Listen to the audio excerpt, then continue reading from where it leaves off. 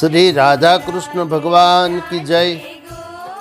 आज इस वीडियो में हम सुनेंगे 4 अरब 32 करोड़ वर्ष को 100 से गुणा करिए, उतने समय तक निरंतर सुख प्राप्त करने का उपाय। तो एक ऐसा योग होता है पंचांग के अनुसार, शास्त्र के अनुसार, कि इस योग में मनुष्य जो कुछ भी धर्म कर्म करे, थोड़ा भी धर्म कर्म करे, ये सब अनंत गुना हो जाता है। एक बार भी भगवान का नाम लिया, फल मिलेगा। अनंत बार भगवान का नाम लिया उसका। एक कण भी अन्न का दान कर दिया तो अनंत अन्न के कण दान किए, उसका फल प्राप्त होगा। तो पूजा पाठ, मंत्र जप, स्तोत्र, कुछ भी धर्म कर्म करे, स्नान दान, पितृकर्म, नवग्रह के जाप, कुछ भी करे धर्म कर्म, तो इसका फल ये योग अनंत गुना करके जीवात्मा को वापिस लौटाता है। तो अनंत तो हमारे पास है ही नहीं। किसी भी मायाबद्ध जीव के पास कुछ भी पदार्थ, धन, द्रव्य, शक्ति, बल, कुछ भी अनंत हो ही नहीं सकता, क्योंकि मायाबद्ध है। तो एक निश्चित समय है, उसमें भी थोड़ा सा धन है, थोड़ा सा बल है। तो ऐसे योग का मनुष्य को लाभ प्राप्त कर लेना चाहिए, क्योंकि हम जो कुछ भी इस योग में दान करेंगे वो सब अनंत गुना हो जाएगा। और दान का फल जीवात्मा जहाँ जहाँ जाए, जो कोई भी शरीर प्राप्त करे, उसमें उसे मिलेगा। तो ये फल जीवात्मा को सुख प्रदान करेगा। तो अब आप समझ गए होंगे मैं किस योग के विषय में बात कर रहा हूँ। तो इस योग का नाम है व्यतिपात योग। तो सबसे पहले जान लेते हैं व्यतिपात योग की नई तारीख, नया समय। तो ये योग प्रारंभ होता है तारीख 21 मार्च 2025 शुक्रवार को।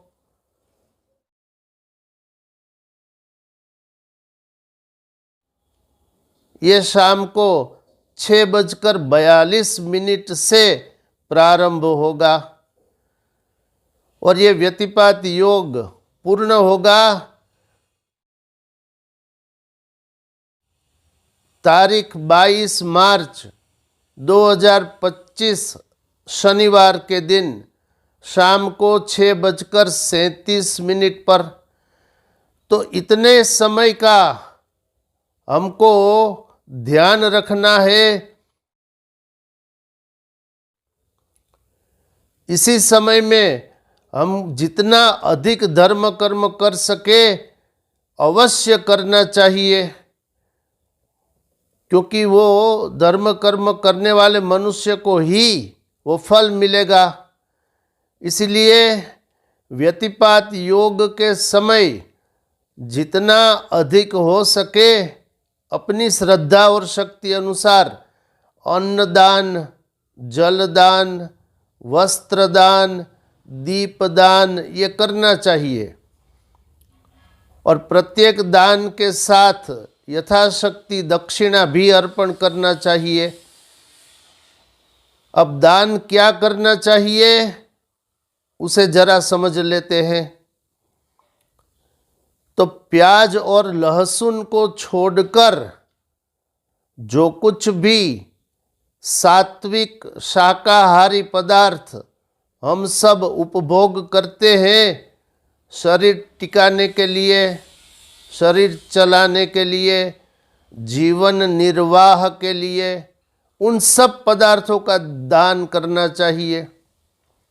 अपनी शक्ति और श्रद्धा अनुसार थोड़ा तो थोड़ा ही सही, क्योंकि ये तो फल अनंत हो जाएगा, चाहे एक कण ही क्यों न दे। तो पहले तो जो सात्विक पदार्थ हम उपभोग करते हैं, जो प्रायः मनुष्यों के रसोई घर में प्राप्त हो जाते हैं, उन सब पदार्थों का दान करना चाहिए। अब ये दान किसे करे? तो दान ब्राह्मणों को करना चाहिए और जिन्हें परम आवश्यकता है उन मनुष्यों को करना चाहिए। और प्रत्येक दान के साथ दक्षिणा भी यथाशक्ति अर्पण करनी चाहिए, थोड़ा धन भी। और व्यतिपात योग के समय और क्या क्या धर्म कर्म करना चाहिए?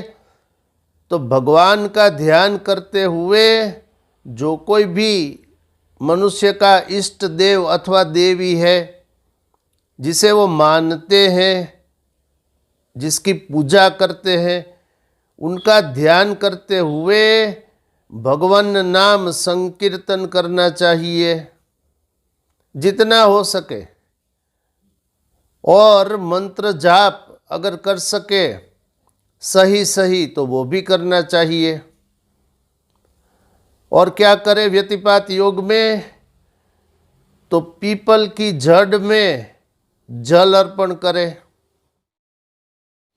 और पीपल की कम से कम 11 बार प्रदक्षिणा करे।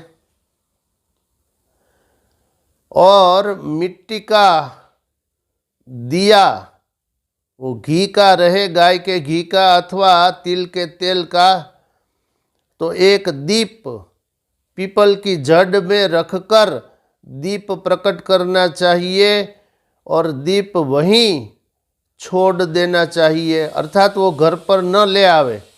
तो ये दीपदान हो गया, क्योंकि पीपल स्वरूप साक्षात श्री कृष्ण ही है। और क्या करे?